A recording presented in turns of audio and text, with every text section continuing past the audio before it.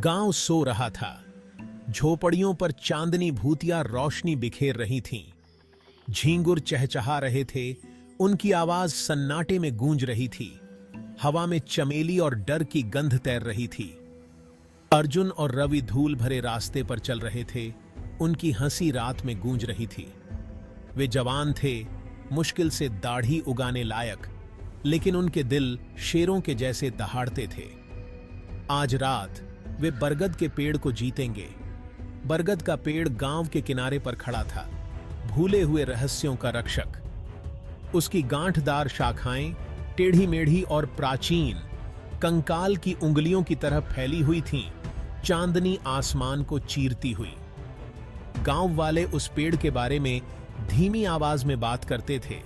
उनकी आवाजें डर से भरी होती थीं। तुम्हें यकीन है ना अर्जुन, कोई उस पेड़ के पास नहीं जाता। डरो मत रवि, यह बस एक पुराना पेड़ है। अर्जुन हंसा, एक बेफिक्री भरी आवाज जो खामोश झोपड़ियों से टकराकर वापस आई। उसने अपनी गति तेज कर दी, अपनी बहादुरी साबित करने के लिए उत्सुक। रवि हिचकिचाया। उसकी निगाहें बरगद के पेड़ की विशाल छाया की ओर घबराहट से देख रही थीं। लेकिन अर्जुन पहले ही आगे था।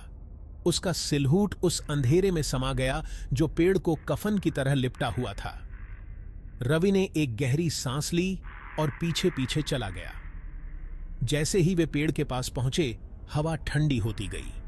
रात में एक अजीब सी खामोशी छा गई। अर्जुन पेड़ की फैली हुई छमुक कैनोपी के किनारे पर रुक गया। देखा, डरने की कोई बात नहीं है।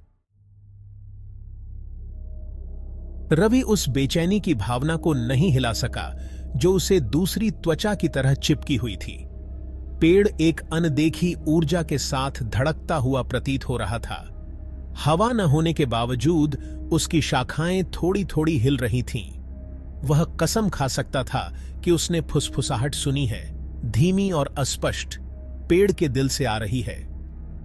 रवि के डर से बेखबर अर्जुन बरगद के पेड़ की छाया में चला गया। अंधेरा बाहर की ओर पहुंचता हुआ प्रतीत हो रहा था, उसे एक भूखे जानवर की तरह अपनी चपेट में ले रहा था। रवि ने देखा कि उसका दोस्त अंधेरे में गायब हो गया, पेड़ के आलिंगन में समा गया। अर्जुन, रवि पुकारा। उसकी आवाज पतली और कर्कश थी।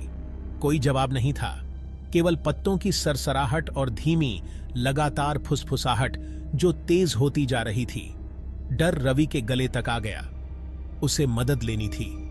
वह दौड़ने के लिए मुड़ा, लेकिन एक जड़, एक आदमी के धड़ जितनी मोटी, अंधेरे से बाहर निकली, उसे उलझाते हुए। वह जोर से गिरा। उसकी सांस उसकी छाती से निकल गई। रवि अपने पैरों पर वापस आ गया। उसकी आंखें द टेरर से फैली हुई थीं। फुसफुसाहट अब और तेज थी। उसके चारों ओर निराशा के बवंडर की तरह घूम रही थी। बरगद के पेड़ द्वारा डाली गई परछाई टेढ़ी मेढ़ी और मुड़ती हुई प्रतीत हो रही थीं, जो उसकी दृष्टि के किनारे पर नाचते हुए ग्रोटेस्क रूप ले रही थी। उसने वापस पेड़ की ओर देखा। अर्जुन को ढूंढ रहा था। छतरी के नीचे का अंधेरा और गहरा गया था, मानो पेड़ खुद चांदनी को निगल रहा हो। और तभी उसने उसे देखा।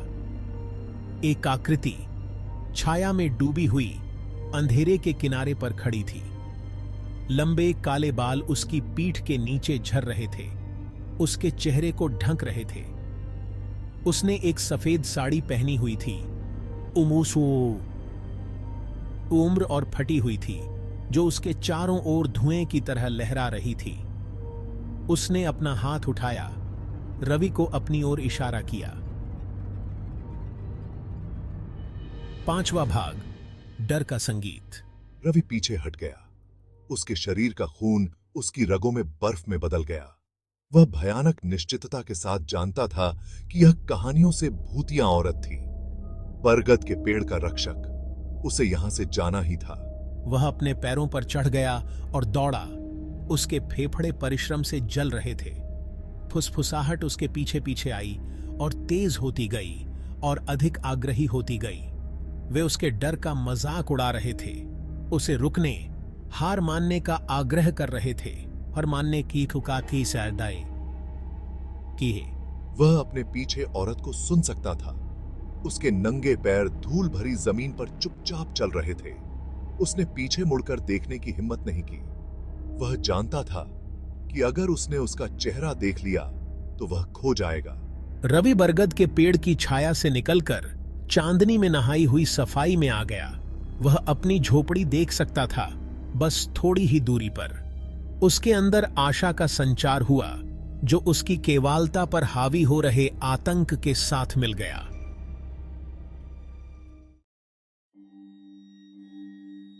छठा भाग, रोती हुई महिला। पर अब बहुत देर हो चुकी थी। भूतिया औरत उसके ऊपर थी। उसने महसूस किया कि उसका ठंडा अलौकिक हाथ उसके टखने के चारों ओर बंद हो गया है। उसकी पकड़ एक वाइस की तरह है। वह चिल्लाया। आवाज उसके गले से निकल गई और जमीन पर गिर पड़ा। उसके गले से निकल चीखता है। उसने ऊपर देखा। औरत के चेहरे पर यह मौत के समान पीला था। उसकी आंखें खोखली कुर्सियां थीं जो उसे घूर रही थीं। उसके होंठ हिल गए, ऐसे शब्द बनाते हुए जो वह सुन नहीं सका, लेकिन उसका दुहक स्पष्ट था। वह रो रही थी। उसके आंसू उसकी त्वचा पर ठंडे और निराकार थे। फिर उसने अर्जुन को देखा। वह भूतिया औरत के पीछे खड़ा था। उसकी आंखें दहशत से फैली हुई थीं। उसका मुंह एक खामोश चीख में खुला हुआ था। उसके टखने पर औरत की पकड़ कस गई और वह उसे बरगद के पेड़ की ओर खींचने लगी। अर्जुन! रवि चिल्लाया। उसकी आवाज डर से कर्कश थी। वह बाहर पहुंचा। उसकी उंगलियां खाली हवा में जकड़ी हुई थीं। वह उसे अर्जुन को नहीं ले जाने दे सकता था। उसे कुछ करना था। उसने बेतहाशा चारों ओर देखा, कुछ भी जो मदद कर सके। उसकी नजर एक चट्टान पर पड़ी जो आधी गंदगी में दबी हुई थी। यह ज्यादा नहीं था, लेकिन उसके पास बस इतना ही था। उसने चट्टान को पकड़ा। उसके पोर उसकी मुट्ठी सफेद कर रहे थे और उसे भूतिया औरत पर फेंक दिया। चट्टान एक बीमार कर देने वाली आवाज के साथ औरत के सीने से टकराई। वह चीखी, एक ऊंची ऊंची चीख जो रात को चीरती हुई प्रतीत हो रही थी, और अर्जुन पर अपनी पकड़ ढीली कर दी। वह जमीन पर गिर पड़ा। उसकी छाती फूल रही थी। रवि अपने दोस्त की ओर दौड़ा। उसे भूतिया औरत से दूर खींच लिया। वह चली गई थी, गायब हो गई, जैसे वह कभी थी ही नहीं। फुसफुसाहट बंद हो गई थी। उसकी जगह एक भयानक सन्नाटा ने ले ली थी, जो किसी तरह और भी अधिक कष्टदायक था। अधिकतः हमें जाना होगा। रवि हाँफने लगा। उसने अर्जुन को अपने पैरों पर खींच लिया। अर्जुन लड़खड़ा गया। उसकी आंखें अभी भी दहशत से सराबोर थीं, लेकिन उसने विरोध नहीं किया। वे दौड़े।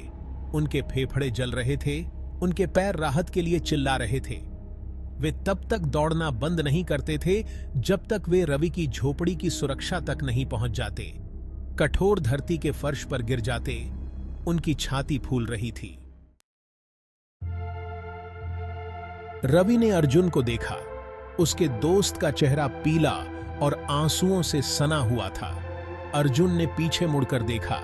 उसकी आंखें उस दहशत से फैली हुई थीं जो रवि के अपने जैसी थीं। उन्हें बोलने की जरूरत नहीं थी। वे दोनों जानते थे कि उन्होंने क्या देखा है। वे मुश्किल से क्या बचे थे। उनके बीच सन्नाटा छा गया। केवल उनकी फटी हुई सांसों की आवाज से टूटा। मैंने उसे देखा। रवि, सफेद कपड़ों में महिला। रवि ने सिर हिलाया। उसका गला इतना कड़ा था कि वह बोल नहीं पा रहा था। वह जानता था, उसने उसे भी देखा था, और वह उसके चेहरे पर पड़ी निगाह को कभी नहीं भूलेगा। दुख ने डिस्पेयर, भूख। वे बहुत देर तक चुपचाप बैठे रहे। हर कोई अपने ख्यालों में खोया हुआ था। पूर्वी आकाश हल्का होने लगा, रात के सायों को दूर भगाता हुआ। पक्षियों के गीत की पहली चहचहाहट ने हवा को भर दिया। सूरज क्षितिज पर झांका, गांव को एक गर्म सुनहरी रोशनी से नहलाया। हम कभी किसी को नहीं बता सकते कि क्या हुआ। वे हम पर विश्वास नहीं करेंगे। कुछ रहस्य दफन रहना ही बेहतर थे। उस दिन से न तो अर्जुन और न ही रवि ने कभी बरगद के पेड़ के बारे में फिर कभी बात की, लेकिन उस रात की याद सफेद कपड़ों में भूतिया औरत की हमेशा उनके साथ रहेगी।